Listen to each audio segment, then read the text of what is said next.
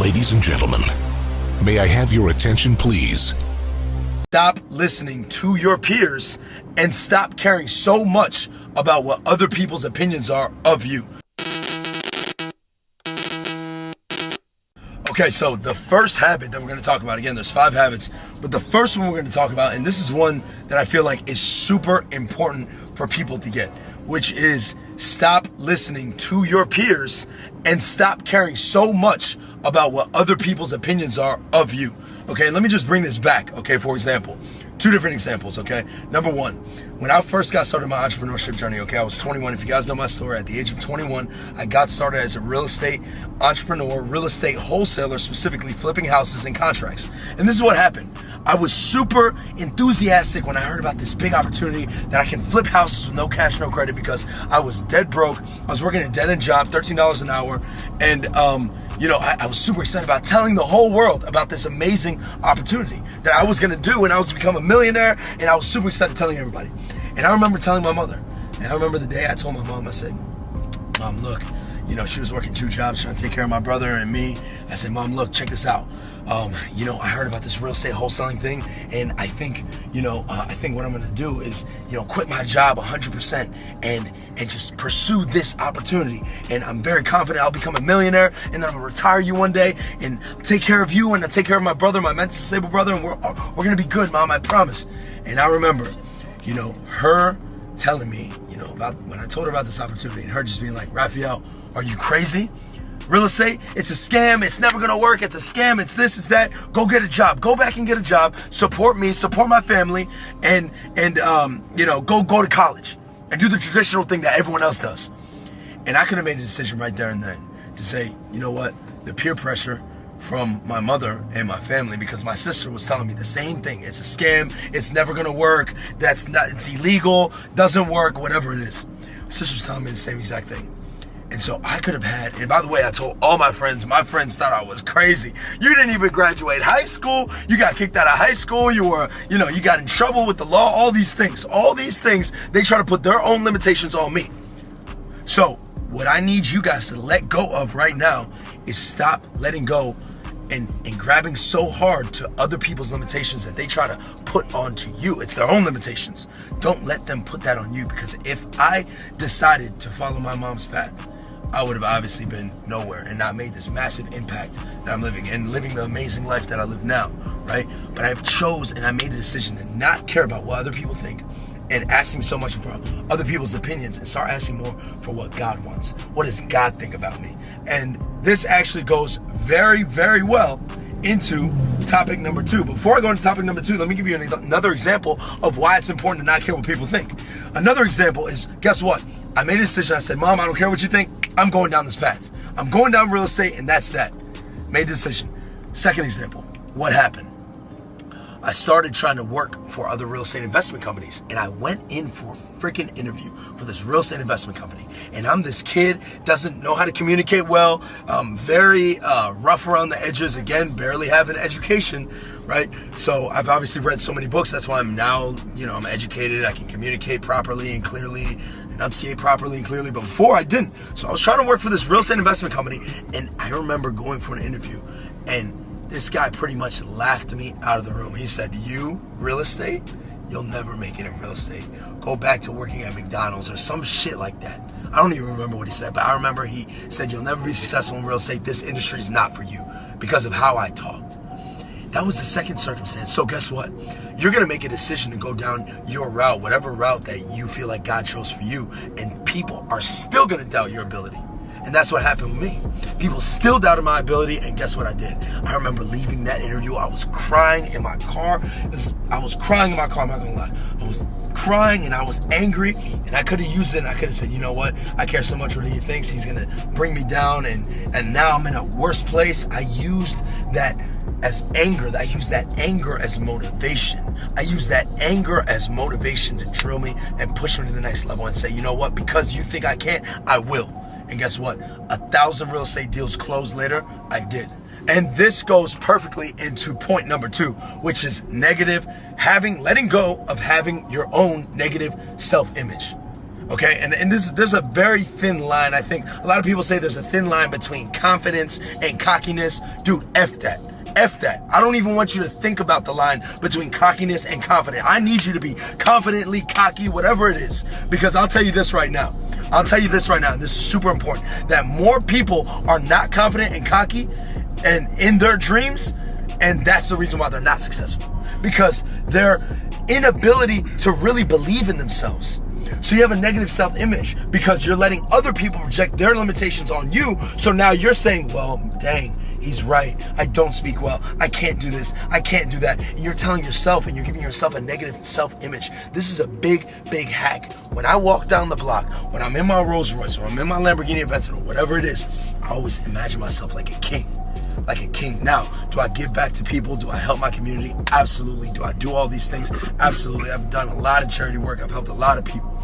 So I'm not cocky and arrogant, right? I'm humbly confident, but I know I'm a king. And I knew I was a king from the moment I was in my mother's basement, reciting in freaking mirrors, memorizing speeches and reciting in mirrors that one day I'm gonna change lives. I'm gonna speak in front of people, change lives. I knew that. I knew deep in my mother's basement, I was reading book after book, not sleeping for 3 days straight, reading countless books after book, watching YouTube video after YouTube video, suffering consistently, that I knew one day I was gonna be a king. And I knew that I was already a king in my mind. And so I need you guys to start thinking that way. I need you guys to start really confidently saying, no, if one man can do it, another man can do it. Don't let other people's self-image portray onto you. Because I'll tell you this, if one man can do it, another man can do it. If one woman can do it, another woman can do it. And that's the mentality that you have to have. Point number 3 is making excuses. You have to let go of that habit. Let me tell you why. Because I could have made all the freaking excuses I wanted to in the world.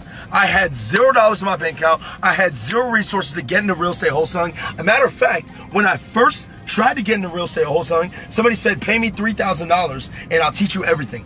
And I had to sell my Jordan shoes to raise $3,000, which is my entire net worth. Some of y'all are scared to invest $10, $100. I took my entire net worth of $3,000, everything I had, invested it all, and this mofo stole it.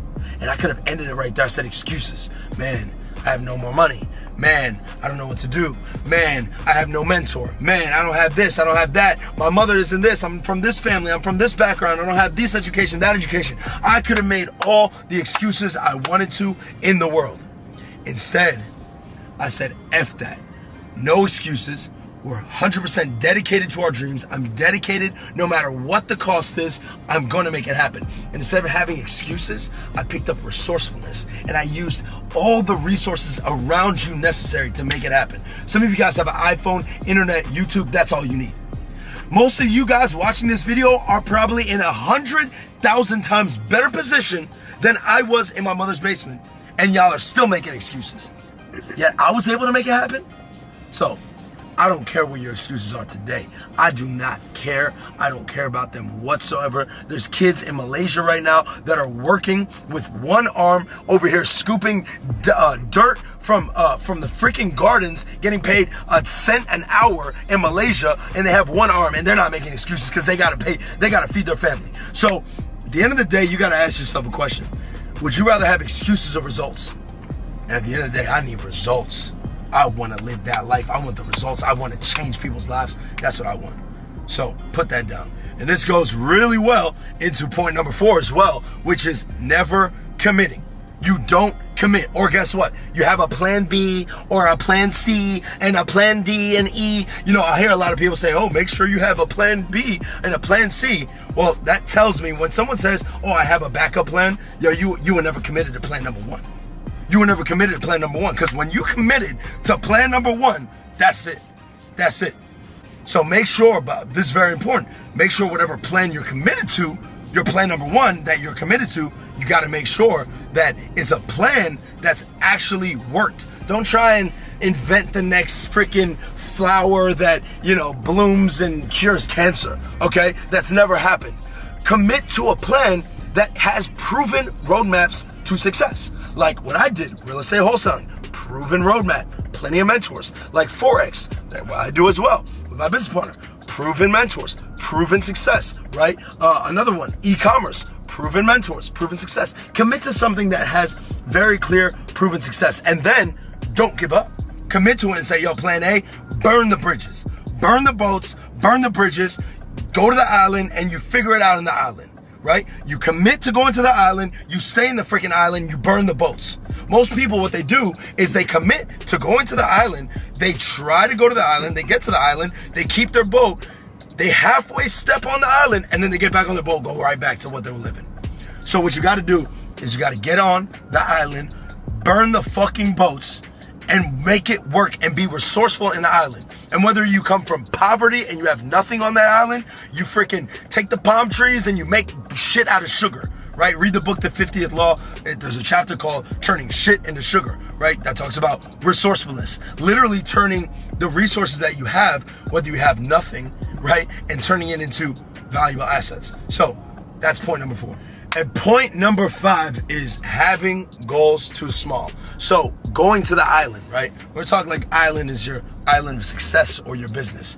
You make this island, this petty, tiny, little island. I just want to make $100,000 a year. That's your big goal. And I just want to do this. And you have these little goals. And let me tell you why. That's a big effing problem. That is a big problem because of the fact that the same amount of energy that it takes to hit $1 billion versus, or I'm sorry, let's say $1 million versus $100,000 a year versus $1 million a year, it's the same energy. So what you do is actually you're limiting your own capacity in your mind when you're telling yourself you want to hit $100,000 a year versus $1 million a year or 10 million a year or 100 million, or me, I want to be a billionaire, multiple different things, right? I have big dreams, right? Don't think small, think big. Again, if one man can become a billionaire, why the hell can't I become a billionaire? 99% of billionaires didn't even go to college. Most of them didn't even go to college. I don't know if it's 99, but it's like a high number, 70, 75. I don't know where something like that, right? So if they can do it, why can't I do it? There's no reason I can, and you can too. So why would you set your goal so small? The type of energy, think about it like this. You make a decision on how big your gallon is gonna be. Let's say your gallon is gonna be, and God's gonna give you, let's say God says, hey, I'm gonna give you 10% of whatever you choose your gallon to be. Wouldn't you rather have your gallon empty? Think about an empty milk gallon. Would you rather have a 10-gallon liter, empty milk gallon liter, and God gives you 10% of that, which is 1 gallon? Or would you have a pint, which you only get 10% of a pint? You wanna have your goals and dreams so big so that when you're moving in your steps are big steps. They're big steps. They're not small steps. They're massive, big steps. And the only way to think and take big steps is by first having big goals. But again, make sure your goals are reachable, attainable, and they have proven pathways to success. So guys, those are the 5 things that you need to let go in 2021 if you want to become a millionaire or a multimillionaire.